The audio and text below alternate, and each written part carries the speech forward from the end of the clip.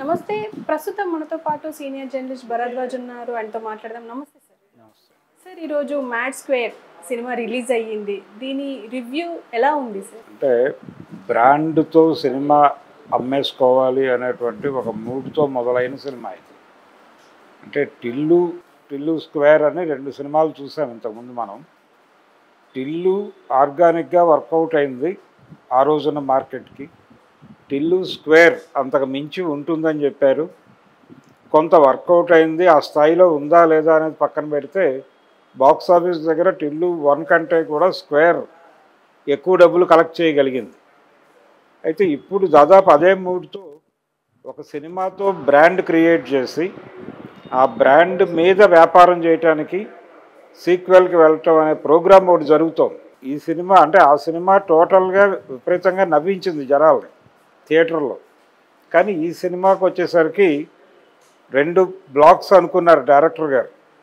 First black పెళ్ళి, అంటే ఒక పెళ్ళికి సంబంధించిన ప్రిపరేషను, సమస్యలు, ఆ గొడవలు, అది గందరగోళం అవటము అనేది ఒక బ్లాక్ అనుకుంటే, గోవా ట్రిప్ అనేది ఇంకో బ్లాక్. ఈ 2 బ్లాకుల మీద కామెడీ పుట్టించడం కోసం రకరకాల ప్రయత్నాలు జరిగినాయి.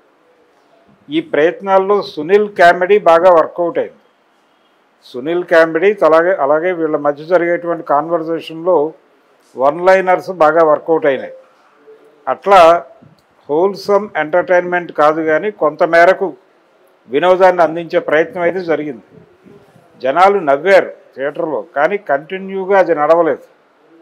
గ్యాప్ ఉంది. అంటే మేము కామెడీ సినిమా తీస్తాము అని చెప్పి మొత్తం జోకులు పెట్టుకున్నా కానీ వీటన్నిటినీ కలిపేటువంటి ఒక కథ కూడా ఉండాలి, ఒక అంతఃసూత్రం.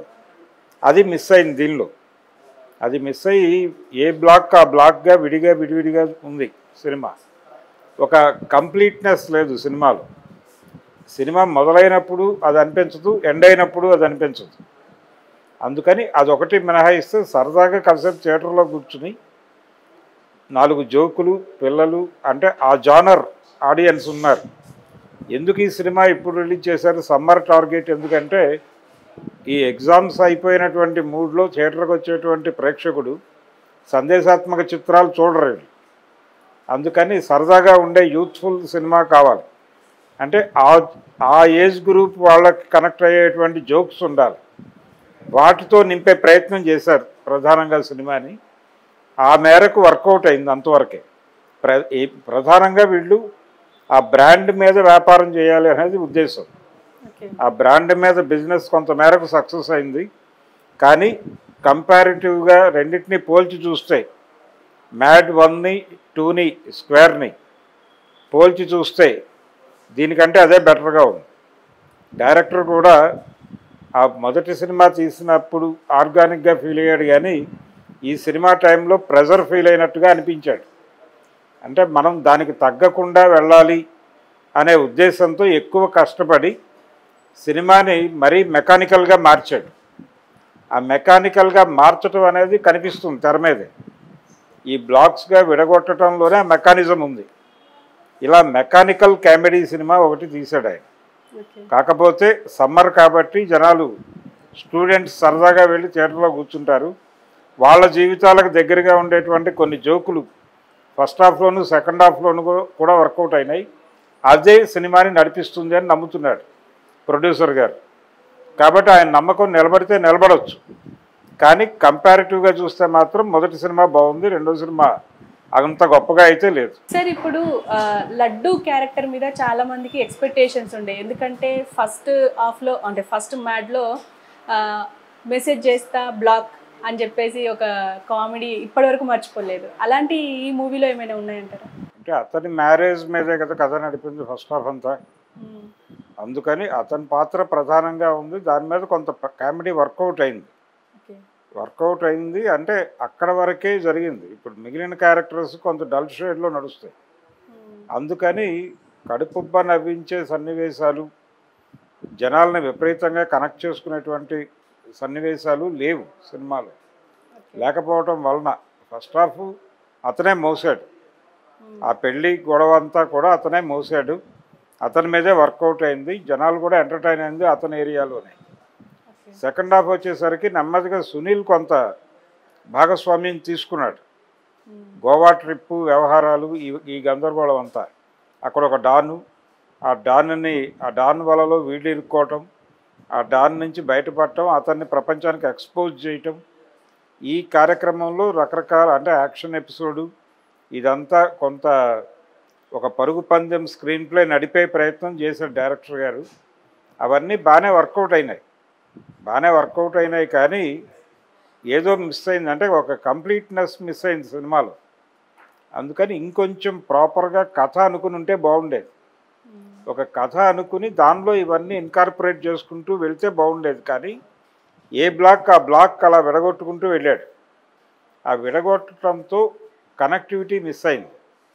విడివిడిగా అంటే రేపు పొద్దున ఇవి సోషల్ మీడియాలోకి వచ్చేసి జనం చూసేయచ్చు వీడియోస్, అలా వర్కౌట్ అవ్వచ్చు.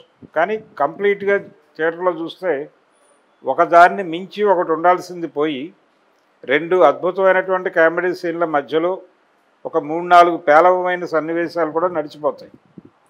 అందుకని ఒక మిక్స్డ్ ఒపీనియన్తో ఉంటాడు ప్రేక్షకుడు.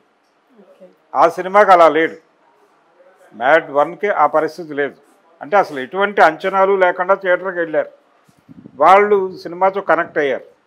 ఆ రోజు కూడా కనెక్ట్ అయింది ఎక్కువ మ్యాడ్ చూసిన జనాలు కాలేజీ స్టూడెంట్సే. ఇప్పుడు కూడా వాళ్ళే టార్గెట్, వాళ్ళే వెళ్తారు.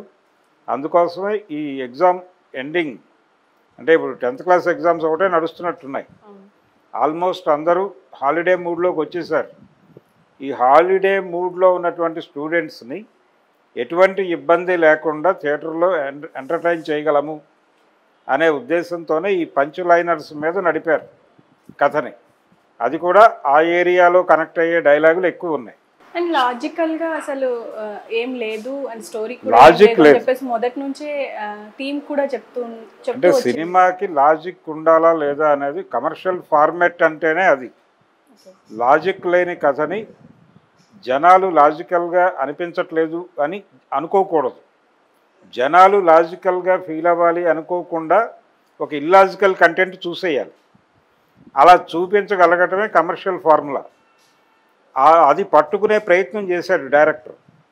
ప్రయత్నమే, పూర్తి విజయం సాధించలేదు ఆయన. ఒక ప్రయత్నం అయితే జరిగింది, అది కొంతమేరకు ఒక 50% బాగానే ఎగ్జిక్యూట్ చేయగలిగారు. ఇంకొక 50% బ్యాలెన్స్ ఉంది. దాన్ని ఫుల్ఫిల్ చేసుకుంటే బాగుండేది. అంటే ఏదో ఒక కథ ఉన్నట్టుగా ఒక భ్రమ కలిగించాలి జనాలకి. అది కలిగించకపోతే ఏంటంటే కంపార్ట్మెంటల్గా కనిపిస్తుంది సినిమా. అందుకని గతంలో జంజాల్ గారు వీళ్ళందరూ, రేలంగి నరసింహారావు గారు వీళ్ళందరూ దగ్గర రకరకాల కామెడీ సీన్స్ ఉండేవి. వాటిని కనెక్ట్ చేసేటువంటి ఒక కథ కోసం వెయిట్ చేసేవాళ్ళు, మదన పడేవాళ్ళు. రైటర్స్తో కూర్చుని నిరంతరం మదనపడి ఒక లైన్ తయారు చేసేవాళ్ళు. దాని మీద ఇవన్నీ పేర్చుకుంటూ వెళ్ళేవాళ్ళు. అప్పుడు ఆ సినిమా కంప్లీట్గా వర్కౌట్ అయ్యేది. ఇప్పుడు ఆ ప్రయత్నం కనిపించలేదు ఈ సినిమాకి సంబంధించి. ఎందుకు చేయలేదు ఈ కసరత్తు అంటే బ్రాండ్ మీద ఉన్న బిలీఫ్ వాళ్ళకి. ఈ బ్రాండ్ మీద, మ్యాడ్ అనేది ఒక బ్రాండు, ఆ బ్రాండ్ మీద మనం ఏం తీసినా జనం చూస్తారు అనే ఒక కాన్ఫిడెన్స్ డెవలప్ అయ్యి ఈ సినిమా ఇలా అయిపోయింది. అండ్ మ్యాడ్ 3 కూడా ఉంది అని చెప్పేసి అంటున్నారు. చెయ్యొచ్చు, అంటే దీనిలో పెద్ద లాజిక్తో సంబంధం లేదు. ఆ 3 క్యారెక్టర్ల మీద వాళ్ళు రేపు పొద్దున ఎంప్లాయ్మెంట్లోకి వెళ్ళొచ్చు, ఆఫీస్లో కామెడీ పుట్టచ్చు, లేకపోతే ఇంకొక ఏరియాలో కామెడీ పుట్టించవచ్చు. క్యారెక్టర్లు ఇవే ఉంటాయి కానీ నేపథ్యం మారుతూ ఉంటుంది. భిన్న నేపథ్యాల్లో ఈ పాత్రలు ఎలా ప్రవర్తిస్తాయి అనే దాన్ని ఎంటర్టైనింగ్గా చెప్తూ వెళ్ళాలి. కానీ అక్కడ కూడా ఒక కథ ఉండాలి. కథ లేకపోతే మళ్ళీ ఇదే పరిస్థితి వస్తుంది. దీన్ని అంటే మ్యాడ్ 1 ఒక ముద్ర క్రియేట్ చేయటం వలన